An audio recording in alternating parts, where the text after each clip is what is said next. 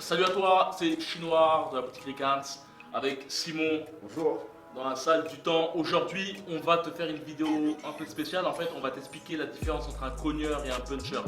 Et dans cette vidéo, on va aussi te donner les clés pour... de toute façon, je pense qu'on peut devenir à peu près tout ce qu'on veut quand on est boxeur. Mais on va donner des clés vraiment spécifiques au fait d'être puncher et au fait d'être cogneur.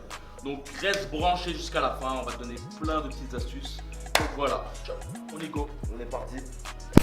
Donc les points qu'on pourrait te dire par rapport au fait de la différence entre puncher et cogneur, je ne sais pas ce qu'en pense Simon, mais pour moi un cogneur c'est comme des gars comme Lucas Matisse, comme Cotto aussi, c'est des mecs très offensifs, en tout cas qui vont vraiment vers l'avant. Et les punchers, eux, c'est vraiment du tout quoi, c'est vraiment la recherche de trous et c'est vraiment en avant, en arrière, il y a tout quoi. C'est beaucoup de la recherche aussi avec des appuis, dès qu'ils bougent en fait. Ils ont un appui qui leur permet de frapper. Rapide, tac, tac, tac, ils reculent. Là, par exemple, là, il appuie là, bam. Là, il appuie là, bam. Et donc voilà, recherche d'appui.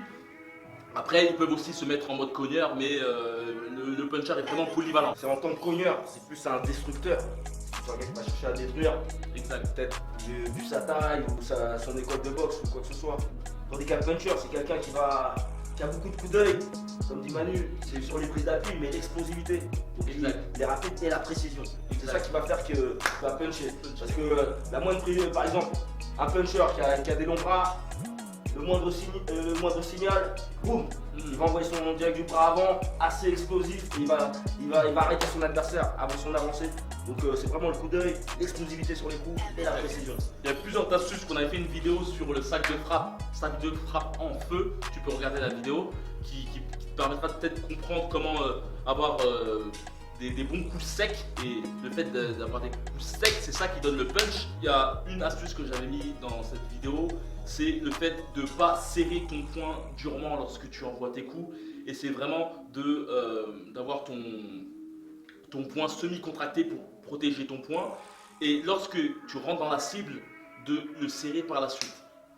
Aussi, pour le puncher, c'est vraiment de voir tes appuis à chaque appui que tu es. Tac, là tu peux frapper, hop, tu peux frapper. C'est comme un pas égal un coup quoi. Tous tes appuis sont liés vraiment avec tes poings quoi. Et surtout pour le cogneur, moi ce que je recommande, c'est beaucoup de séances physiques au niveau du sac, différentes, peut-être juste de la coordination à ce rythme-là. Après, de temps en temps, accélérer, de temps en temps, revenir en crochet, la même chose, hop, le bras qui travaille pas bien placé, de temps en temps, accélérer, et de temps en temps, revenir, vraiment être coordonné, mais un travail vraiment de résistance. Tandis que, plus pour le puncher, vas-y, un travail d'explosivité. Et un peu comme le travail qu'on a vu sur notre précédente vidéo, sur le sac de frappe, un travail de précision. Te focaliser sur un logo sur ton sac de frappe, et même si le logo bouge je sais pas où, il faut que tu frappes que ce logo. Voilà. Et comme dit bien Simon, le fait qu'un cogneur c'est pas forcément la précision. Bien souvent un cogneur il peut être plus petit que son adversaire. Et il y a des choses qui sont intéressantes.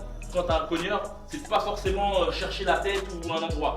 Par exemple, frapper les muscles, les biceps, les épaules. Frapper pas en vissant tes poings quand tu es près de ton adversaire. Tu vises pas, comme ça tu as plus de cible. Ta cible est plus grande que cible.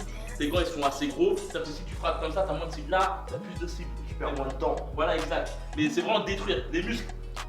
Taper dans les muscles de ton adversaire, déjà dès le premier round. Tac, tac, round tac. par round, ça ouais, ça après, ton adversaire peut plus lever ses. Ça joue en tout cas. Ouais, voilà. Ton adversaire n'est pas préparé physiquement, ça use physiquement, et exact. Voilà, le travail du cogneur, il paye au deuxième round, au troisième round, et voilà. Même au niveau de l'aine, il va trouver des ouvertures. Ouais, être un peu vicelard, roublard dans les coups, être rugueux. Comme tu dis, au moment où il ne s'attend pas, je frappe quand même. Je suis pas très bien mis, je frappe quand même. Exact. Vraiment un travail, et ça c'est vraiment de la résistance, de l'endurance au sein. Pour un puncher, j'insiste sur la précision, vraiment sur la précision et l'explosivité dans la précision. Par exemple, beaucoup de travail de patte d'ours avec le coach, travail au sac avec un logo sur le sac, 3-4 coups explosifs sur le logo. Donc c'est déjà plus de la précision, vraiment c'est plus tranchant quoi. Voilà, c'est plus tranchant. Donc voilà, vidéo terminée. N'hésite pas à nous dire ce que tu en penses.